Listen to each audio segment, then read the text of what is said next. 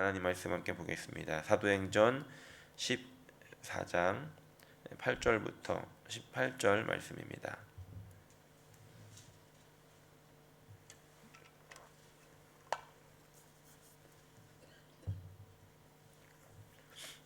사도행전 14장 8절부터 18절 말씀 한 목소리로 봉독하겠습니다. 루스드라에 발을 쓰지 못하는 한 사람이 앉아 있는데 나면서 걷지 못하게 되어 걸어본 적이 없는지라. 바울이 말하는 것을 듣거늘 바울이 주목하여 구원받을 만한 믿음이 그에게 있는 것을 보고 큰 소리로 이르되 내 발로 바로 일어서라 하니 그 사람이 일어나 걷는지라. 무리가 바울이 한 일을 보고 루가오니아 방언으로 소리질러 이르되 신들이 사람의 형상으로 우리 가운데 내려오셨다 하여 바나바는 제우스라 하고 바울은 그중에 말하는 자이므로 헤르메스라 하더라. 시외 제우스 신당의 제사장들이 소와 화환들을 가지고 대문 앞에 와서 무리와 함께 제사하고자 하니 두 사도 바나바와 바울이 듣고 옷을 찢고 무리 가운데 뛰어 들어가서 소리질러 이르되 여러분이여 어찌하여 이러한 일을 하느냐. 우리도 여러분과 같은 성정을 가진 사람이라. 여러분에게 복음을 전하는 것은 이런 헛된 일을 버리고 천지와 바다와 그 가운데에 만물을 지으시고 살아계신 하나님께로 돌아오게 함이라. 하나님이 지나간 세대에는 모든 민족으로 자기들의 길들을 가게 방임하셨으나 그러나 자기를 증언하지 아니하신 것이 아니니 곧 여러분에게 하늘로부터 비를 내리시며 결실기를 주시는 선한 일을 하사 음식과 기쁨으로 여러분의 마음에 만족하게 하셨느니라 하고 이렇게 말하여 겨우 무리를 말려 자기들에게 제사를 못하게 하니라. 아멘. 지난 시간 우리가 살펴봤던 본문은 구브로에서 말씀을 전했던 바나울과 바나바의 사역이었습니다. 오늘 말씀은 그 사역들이 지나서 루스드라라고 하는 곳에 이르게 된 이야기입니다. 중간에 이제 내용들을 좀 스킵을 했는데 지도를 하나 보시면 잘 보이십니까? 저런 그 바울의 1차 전도 여행 지역입니다. 아래에 있는 곳이 구브로 섬이었고요. 그곳에서 버가를 지나 안디옥 위로 올라갔다가 그리고 밑에 있는 이고니온이라는 지역에서 루스드라까지 이제 가게 되는 그런 여정입니다. 많이 보셨던 지도일 텐데 이 이고니온이라고 하는 이 전에 있던 지역에서 이 바울과 바나바는 유대인의 회당에서 복음을 전합니다.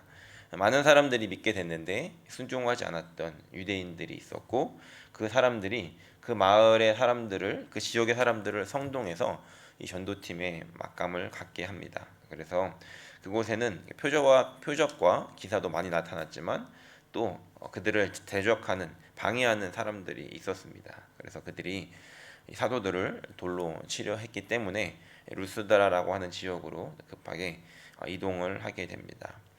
이 루스드라라고 하는 지역, 오늘 함께 살펴본 지역은 그 전에 다녔던 이고니온이나 안디옥이나 이런 지역과 좀 다른 곳이었습니다.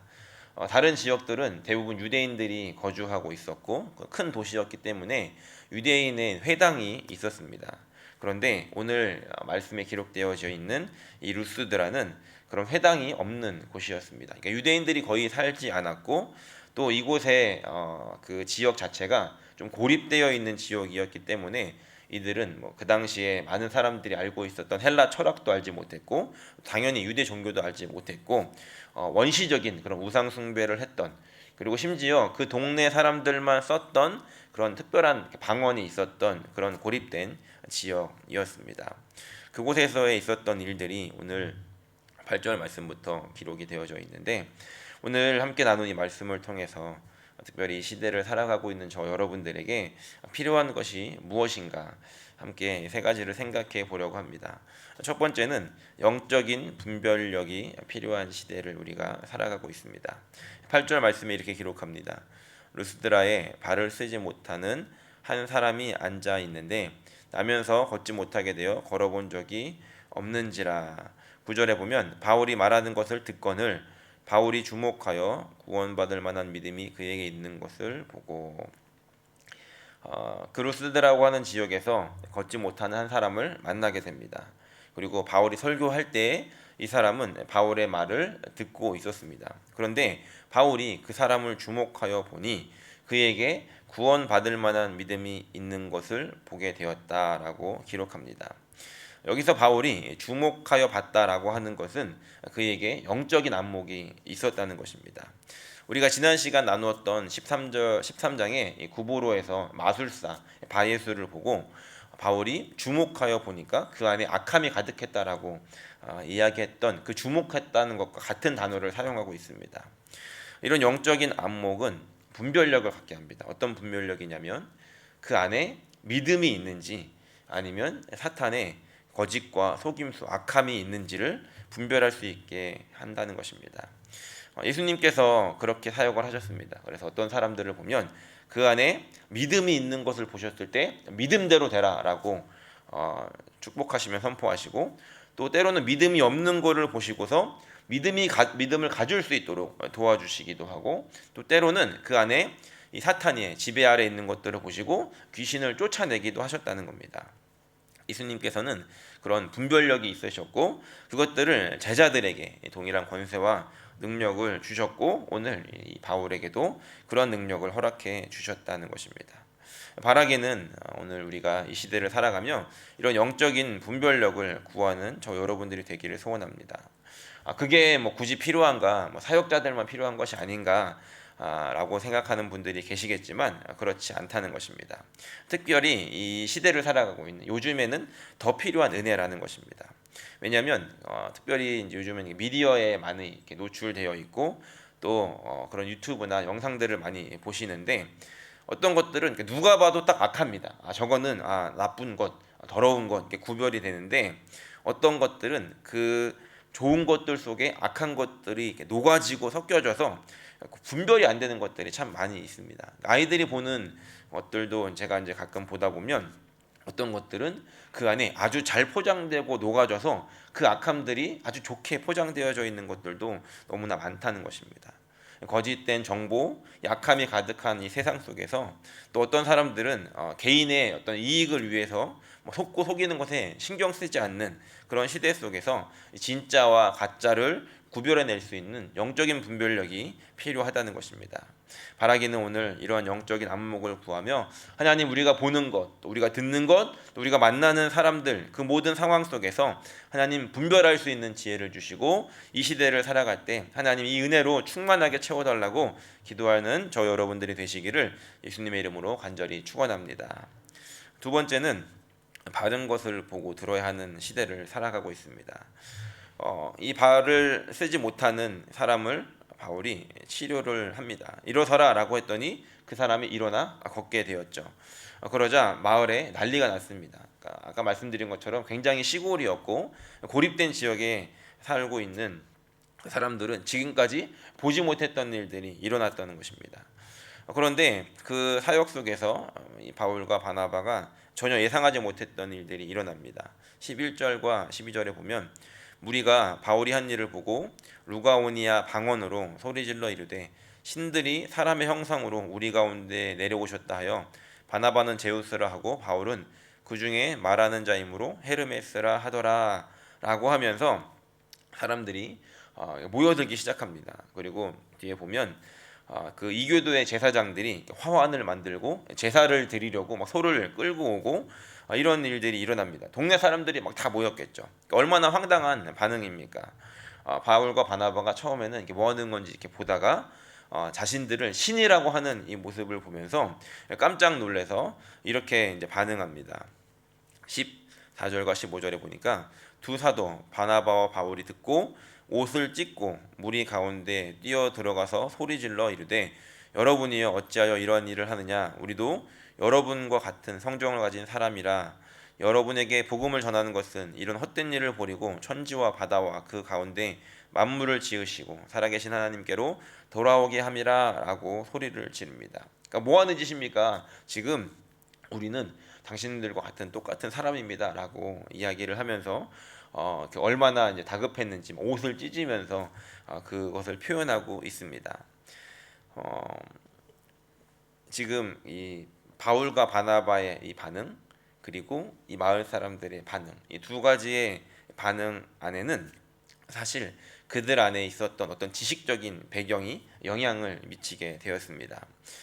왜냐하면 물론 이제 바나바와 바울이 그 상황을 보고서 참 안타까운 마음에 이렇게 반응할 수도 있지만, 우리가 잘 보면 옷을 찢고 소리를 지르고 무리들 가운데 뛰어들어가는 굉장히 조금은 과격한 반응을 보이고 있더라는 것입니다.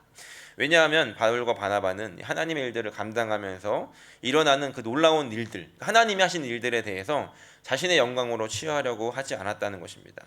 하나님께서 하신 일이었기 때문에 당연히 하나님께 영광을 돌리는 일인데, 이들이 그렇게 반응했던 것에 대해서는 학자들이 이렇게 이야기를 합니다. 사도행전 12장 21절과 25절에 보면 말씀은 나오지 않습니다.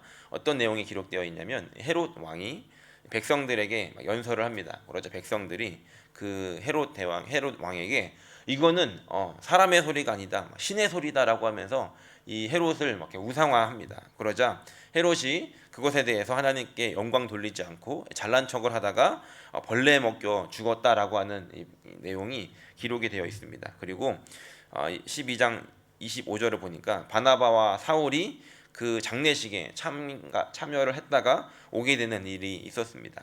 그러니까 바울과 바나바가 알고 있었던 사실이 무엇이냐면, 하나님을 찬양해야 되는 그 입술을 가지고 하나님의 영광을 가로챘더니 그 육신이 벌레가 먹어서 죽는 일들을 보게 되었고, 그 장례식에까지 갔다 왔기 때문에 이들에게 하나님의 영광을 가로채는 것이 얼마나 어리석고 위험한 일인지를 알았다는 것입니다. 그러니까 이런 배경적인 경험들이 있었기 때문에 바울과 바나바가 이렇게 반응을 했다는 것이죠. 그렇다면 루스드라 마을 사람들은 왜 바울과 바나바에게 이렇게 반응했다는 것인가? 물론 우리가 생각할 때 그 사람들은 우상을 숭배하니까 당연히 이렇게 했겠지라고 하는 것이 맞지만, 그 안에 더 깊은 내용들이 있었습니다. 무엇이냐면, 그 마을에 전설적인 이야기가 하나 있었는데, 무엇이냐면 하루는 그러니까 그 루스드라 마을에 내려오는 이런 전설이 있었답니다. 이 제우스와 헤르메스가 사람의 모양으로 변장을 하고 내려와서 동네를 이제 돌아다닌 겁니다. 그러면서 숙소를 구하려고 동네를 돌아다녔는데, 그 모든 그 집들마다 거절을 당하고 마지막에 한 노 부부가 사는 아주 이제 허름한 오두막 집에 갔는데, 그 집에서 이 사람의 모습으로 이렇게 변장을 했던 제우스와 헤르메스를 받아들인 겁니다. 그래서 결과적으로 그 노 부부의 집은 금지붕에 대리석이 깔린 좋은 집이 되었고, 거절한 사람들의 집은 모두 부숴버렸다라고 하는 이런 전설 따라 삼천리 같은 마을이 그 내용이 그 마을에 내려오고 있었다는 것이죠. 그래서 이들은 이 바나바와 바울을 보고서 다시 인간의 모습으로 돌아온 제우스와 헤르메스구나라고 생각을 해서 이 조상들의 실수를 반복하지 않으려고 그들을 제사하고 그들을 받아들이고 웰컴하려고 이렇게 반응을 했다는 것입니다. 다시 말하면 이 마을 사람들 안에 가지고 있었던 어떤 지식적인 이 배경들이 이 바울과 바나바를 그렇게 대우하게 만들었다는 것이죠. 이 두 반응, 바울과 바나바의 반응, 그리고 이 마을 사람들의 반응을 통해서 우리가 생각해 볼 수 있는 것은 무엇이냐면, 우리가 무엇을 보았는지, 무엇을 들었는지, 그리고 그것이 우리의 삶에 어떠한 영향을 미쳤는지는 우리가 결정적인 순간의 행동으로 나타나게 된다는 것입니다. 어떻게 보면 의식적으로 또한 어떤 무의식적으로 우리 속에 어떤 경험되어졌던 것들이 그렇게 결정적인 순간에 표출되어 진다는 것입니다. 그렇기 때문에 우리가 무엇을 보고 또 무엇을 들으며 살아가야 하는지가 너무나 중요하다는 겁니다. 마찬가지로 우리의 자녀들도 무엇을 보고 무엇을 듣고 살아가는지가 너무나 중요하다는 것이죠. 우리는 모르지만 영향을 받고 살아가다가 결정적인 순간에 그것이 우리의 몸에 아무렇지도 않게 튀어나오게 된다는 것입니다. 제가 그 멜번에서 이렇게 살다가 시드니로 오게 됐습니다. 갑자기 이제 오게 됐었는데, 그때 마지막 1년을 저희 이제 와이프의 언니 처형네 식구들과 함께 살았습니다. 사실 그분들은 이제 호주에 와서 살기 위해서 이렇게 이동을 했었는데 제가 이제 갑자기 시드니로 가게 되니까 그분들도 덩달아서 이사를 오게 됐습니다. 저희도 뭐 이렇게 계획이 없었던 거였지만 어쨌든 저희가 결정을 했고 처형네 식구분들은 전혀 계획에도 없고 예상하지 못했던 일들이었지만 저희 집에서 그냥 같이 살고 있었기 때문에 같이 그냥 1+1으로 시드니로 함께 와야 했습니다. 그때 당시에 6살 되었던 조카가 처형에게 갑자기 이렇게 이야기를 했다고 해요. 엄마, 우리가 왜 멜번에서 시드니로 이사 가는지 알아? 그러니까 엄마가 말한 게 아니라 이 조카가 엄마에게 처형에게 왜 우리가 시드니로 이사 가는지 아냐고 이렇게 대뜸 물어보더랍니다. 그래서 처형은 지금 이렇게 복잡하죠, 마음이. 우리가 왜 가야 되나? 그런데 처형은 모르겠는데라고 대답을 했더니 그 조카가 이렇게 이야기를 했다는 겁니다. 하나님 때문에 그래. 사람이 마음으로 길을 계획해도 걸음을 인도하시는 건 하나님이시래라고 하면서 주일학교 때 들었던 말씀을 엄마에게 이제 이야기를 했다는 겁니다. 그 걸음을 인도하셔서 지금 처형네 식구는 미국에 살고 계신데 어쨌든 예배 때 듣고 외웠던 그 말씀이 자연스럽게 삶에서 이렇게 나타나게 되어진다는 것이죠. 바라기는 오늘 저 여러분들이 그리고 우리의 자녀들이 하나님의 말씀에 영향받는 삶을 살기를 소원합니다. 이 시대를 살아가면서 정말 필요한 순간에 절체절명의 순간에 그리고 정말로 자연스럽게 하나님의 말씀에 영향을 받아 하나님의 말씀이 우리의 삶을 인도하고 그것에 반응하며 살아갈 수 있는 그런 저 여러분들이 되시기를 예수님의 이름으로 간절히 축원합니다. 마지막으로 우리가 알 수 있는 살펴보기 원하는 것은 이미 우리는 그 은혜를 받은 시대를 살아가고 있다는 것입니다. 루스드라의 사람들에게 간절히 호소한 이 바울은 15절에서 이렇게 이야기합니다. 후반에 보면 여러분에게 우리가 복음을 전하는 것은 이런 헛된 일을 버리고 천지와 바다와 그 가운데 만물을 지으시고 살아계신 하나님께로 돌아오게 함이라라고 하면서 우리가 지금 이걸 하는 이유가 당신들을 하나님께 돌아오기 위함이라고 이야기를 합니다. 그러면서 16절과 17절에 아주 중요한 특별히 신학적으로 아주 중요한 이야기를 하게 되는데 16절 17절을 보면 하나님이 지나간 세대에는 모든 민족으로 자기들의 길들을 가게 방임하셨으나 그러나 자기를 증언하지 아니한 것이 아니요 곧 여러분에게 하늘로부터 비를 내리시며 결실기를 주시는 선한 일을 하사 음식과 기쁨으로 여러분의 마음에 만족하게 하셨느니라라고 말합니다. 하나님께서 나타나지 않으신 것이 아니라 비를 내리시고 또 추수하는 시간을 주셔서 이 음식과 기쁨으로 하나님은 선한 일을 하셨고 여러분들에게 그렇게 나타났다라고 하는 것입니다. 제가 학생들 사역을 할 때 학생들 중에 이런 질문하는 친구들이 종종 있었습니다. 뭐냐면 이순신 장군이 우리나라를 구하고 좋은 일을 했는데 그때는 우리나라에 복음이 없어서 예수님을 몰랐을 텐데 천국에 가나요 못 가나요? 라는 이제 질문을 했습니다. 뭐 이순신뿐만이 아니라 예수님을 알지 못하고 살았던 그런 이제 훌륭한 사람들을 이야기를 하는 것이죠. 선교사님들이 들어오기 전에 살았던 우리나라 사람들은 복음을 들을 기회가 없었는데 천국에 갑니까 못 갑니까라고 이제 물어보더라고요. 사실 저는 그런 질문에 이렇게 대답을 했습니다. 나는 모른다. 하나님만 아신다. 그렇지 않습니까? 예수 믿을 기회가 없는 사람들을 무작정 하나님이 기회도 안 주시고 지옥에다 쳐넣으실 그런 하나님이시라면 너무한 것이 아닌가. 그런데 제가 한마디를 더 해줍니다. 너는 지금 걱정해야 될 게 이미 죽은 사람들이 아니다. 너네 학교에 너네 반에 지금 예수님 모르고 죽어가는 친구들을 걱정해라. 그 친구들 때문에 너가 지금 거기 있는 거다라고 하면서 이순신 걱정은 하지 말고 너 옆에 있는 친구 걱정을 먼저 해라라고 이렇게 이야기를 해줍니다. 쉽지 않은 질문이지만 그럼에도 오늘 이 말씀은 하나님께서 하나님 자신을 끊임없이 증언하고 계셨다는 것을 우리에게 보여줍니다. 하나님께서는 당신의 선하심을 모든 사람들에게 허락을 해주셨습니다. 그래서 비를 내리시고 결실을 맺게 하셔서 그 가운데 마음에 기쁨을 주시고 이것이 어디서부터 왔는지를 생각하면서 하나님을 찾을 수 있도록 하나님께서 하셨다는 것입니다. 이것을 좀 더 어려운 말로 하면 일반 은총이라고 합니다. 하나님을 믿던지 믿지 않던지 간에 하나님께서 창조하신 피조물들에게 베풀어 주신 그 하나님의 창조주 하나님의 은혜, 이것을 일반 은총이라고 합니다. 하나님은 이런 일반 은총을 통해서 사람들로 하여금 자신을 찾을 수 있도록 이 하나님이 지으신 모든 만물 가운데 새겨 놓으셨다는 것입니다. 로마서 1장 20절에 이렇게 기록합니다. 같이 한번 읽어보겠습니다. 로마서 1장 20절입니다.